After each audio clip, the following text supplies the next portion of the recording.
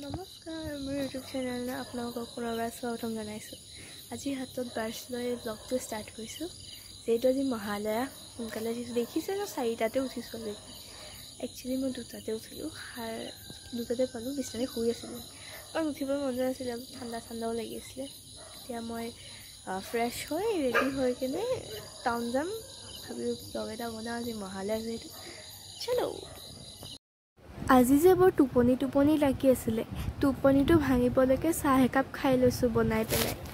বাহিৰত অলপ পোহৰেই হ'ল আৰু আমি ওলাই যাওঁ। 4:30 বাজিছে, বলক।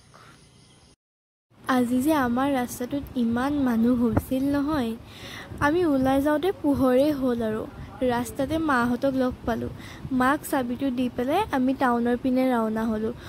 অলপ আগলৈ গৈ আমি খুৰাহঁতকো দেখিলোঁ। হৈয়া চাওকচোন। আপোনালোকক কোৱাই নাই নহয় মই কাৰ লগত গৈছোঁ। মই মোৰ পাপাৰ লগত গৈছোঁ।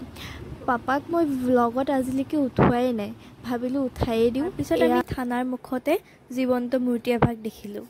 বৰালিত যে মানুহৰ কেনেকুৱা ভিৰ দেখিছেই নহয়, আৰু ঢাকৰ মাতটো শুনি একদম পূজা লাগি গৈছে। আমি তাতে প্ৰগ্ৰেমো চালোঁ, আপোনালোকে উপভোগ কৰকচোন।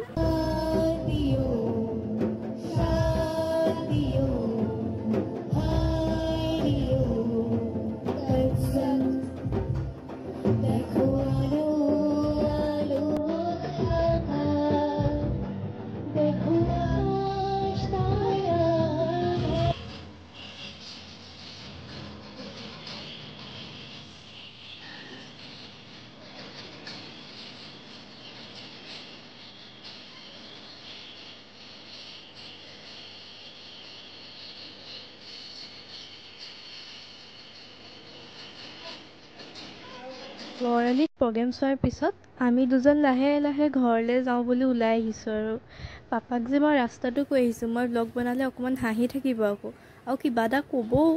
সেই তেনেকৈ কৈ ৰাস্তাটো লৈ আহিছোঁ। এয়া চাওকচোন। বৰালিতে চাহ একাপ খাই আমি ঘৰৰ পিনে আহিলোঁ। মই এই ব্লগটো যে বহুত সৰুকৈ বনালোঁ ন, মই নিজেও ভাবি নাপালোঁ মই মহালয়া বুলিনো কি ব্লগ বনাওঁ। আৰু দিনটো আহি মোৰ শুৱাই হ'ল, সেইকাৰণে বাকী একো কৰিব নোৱাৰিলোঁ। মই বোলো যি বনালোঁ আৰু তাকে প'ষ্ট কৰি দিওঁ। দুৰ্গা পূজা ব্লগকেইটা কিন্তু একদম ধামাকা হ'বলৈ গৈ আছে, সেইকেইটা চাবলৈ নাপাহৰিব। এয়া চাওক, আমি থিয়েটাৰ হলৰ ওচৰতে অকণমানি গজানন এজনক লগ পালোঁ। আজিলৈ ব্লগটো ইমানেই আছিলে। থেংক ইউ ফৰ ৱাচিং, বাই বাই।